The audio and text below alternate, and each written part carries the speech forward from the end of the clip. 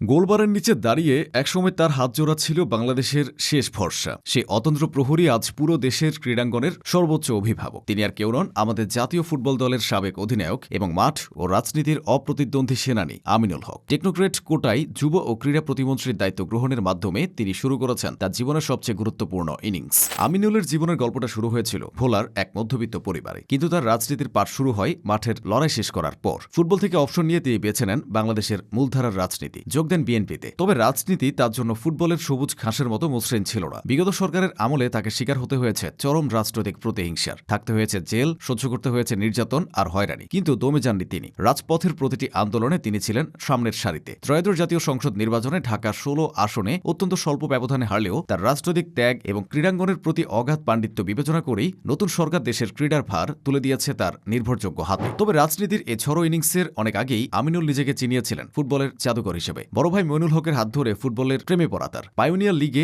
এমএসপিসি city ক্লাবে হাতেখড়ি হওয়ার পর থেকে তিনি ছিলেন অপ্রতিদ্বন্দ্বী। অবিশ্বাস্য মনে হলেও ক্যারিয়ারের শুরুতে পাইওনিয়ার লিগে নিজের প্রথম ৯ ম্যাচে একটি গোলও হজম করেননি তিনি। এরপর ইস্ট অ্যান্ড ক্লাবের প্রস্তাব ফিরিয়ে দিয়ে মোহামেডানে যোগ দেওয়া ছিল যেন এক স্বপ্নের মতো। কিংবদন্তি ইমতিয়াজ সুলতান জনি আর ভাই মইনুলের হাত ধরে তিনি যখন সাদা কালো শিবিরের নাম লেখান, তখন সেখানে সাইদ হাসান কাননের মতো অভিজ্ঞ গোলরক্ষকের দাপট। আমিনুল ছিলেন তৃতীয় পছন্দ। ফলে ১৯৯৬ সালে যোগ দেন ফরাশগঞ্জ এফসিতে। ১৯৯৬ সালে ফরাশগঞ্জ এফসির জার্সি গায়ে যখন তিনি আবাহনী মোহামেডানের মতো বড় দলের স্ট্রাইকারদের নাকানি চুবানি খাওয়াতেন, তখন থেকে পুরো দেশ জেনে গিয়েছিল বাংলার গোলপোস্টের নতুন রাজা চলে এসেছেন। সেই সময় আবাহনী বা মোহামেডানকে রুখতে পারলে বড় দলগুলো তাকে নগদ অর্থ পুরস্কার দিত, যা ছিল তার ক্যারিয়ারের শুরুর দিকের বড় প্রেরণা। জাতীয় দলের জার্সি গায়ে ১৯৯৮ সালে কাতারের বিপক্ষে অভিষেকের পর থেকে ২০১১ পর্যন্ত তিনি ছিলেন অজেয়। চোট ছাড়া তাকে কখনো বসে থাকতে হয়নি, যার কারণে আরেক তারকা গোলরক্ষক বিপ্লব ভট্টাচার্যকে বছরের পর বছর সাইড বেঞ্চে অপেক্ষা করতে হয়েছে। আমিনুলের ক্যারিয়ারের শ্রেষ্ঠ মুহূর্ত হয়ে আছে ২০০৩ সালের সেই সাফ গেমস।